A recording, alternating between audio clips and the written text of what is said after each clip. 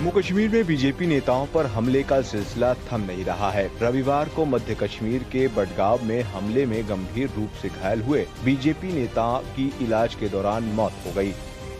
रविवार सुबह आतंकवादियों ने घर से निकले बडगाम बीजेपी ओबीसी मोर्चा के जिलाध्यक्ष अब्दुल हामिद नजर पर हमला किया था। बीजेपी नेता पर हमले से बौखलाए घाटी में कई पार्टी कार्यकर्ताओं ने इस्तीफे की घोषणा की है। बीजेपी के नेताओं के इस्तीफे का सिलसिला लगातार जारी है। अब एक बार फिर से बीजेपी के 4 नेताओं ने पार्टी और पदों से इस्तीफा दे दिया है। इससे पहले भी कई बीजेपी नेता पार्टी से अपना इस्तीफा सौंप चुके हैं।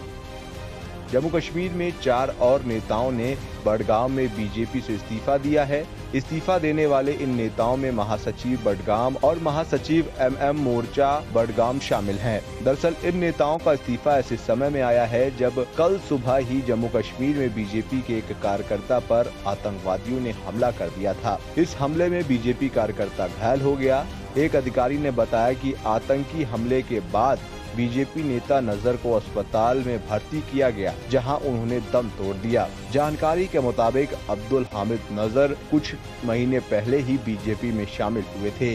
नजर को एक प्रवासी कैंप में रहने के लिए सुरक्षित ठिकाना उपलब्ध कराया गया था, लेकिन सुरक्षा में खतरा होने के चलते वो अपने घर लौट गए थे। रविवार सुबह उन पर हमला हुआ। आपको बता दें कि जम्मू कश्मीर में बीजेपी कार्यकर्ताओं और नेताओं पर पिछले कुछ महीनों में हमले बढ़े हैं। घाटी में पिछले महीने बीजेपी कार्यकर्ता वसीम बारी की उनके पिता और भाई के साथ उत्तर कश्मीर के बांदीपुरा में आतंकी हमले में हत्या कर दी गई थी। नजर पिछले 1 महीने में आतंकवादियों द्वारा लक्षित 4थे बीजेपी कार्यकर्ता हैं। इससे कुछ दिनों पहले ही बीजेपी सरपंच की भी हत्या हुई थी। जम्मू कश्मीर से न्यूज़ प्लस के लिए फिरदौस अहमद की रिपोर्ट। पाकिस्तान के कायर और बुज़दिल आतंकवादियों ने कश्मीर के बडगाम के अंदर भारतीय जनता पार्टी के कार्यकर्ता अब्दुल हमीद निजार उनको ताबड़तोड़ उन पर गोलियां बरसाई और वो बुरी तरीके से घायल हो गए। पाकिस्तान के कायर आतंकवादी लगातार बौखलाहट के अंदर इस प्रकार की आतंकवादी हमले कश्मीर के अंदर कर रहे हैं।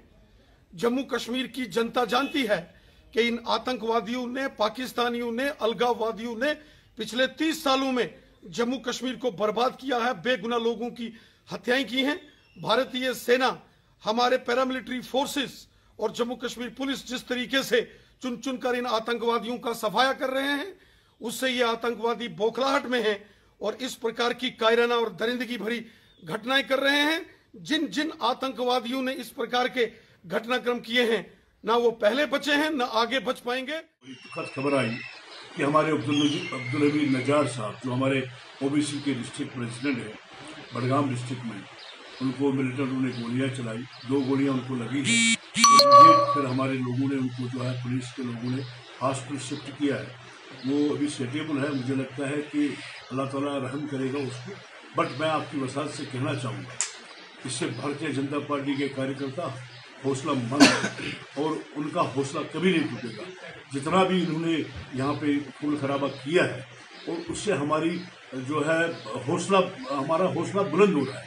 तो मैं बताना चाहूँगा कि उन ताकतों को हम जो है आपसे डरेंगे नहीं। हमारे कार्यकर्ता वाकई जो हमारे फारूक एरियाज में हैं, डरे सहमे हैं, बट भारतीय जनता पार्टी का कार्यकर्ता इन गिदड़ धमकियों से डरता नहीं है।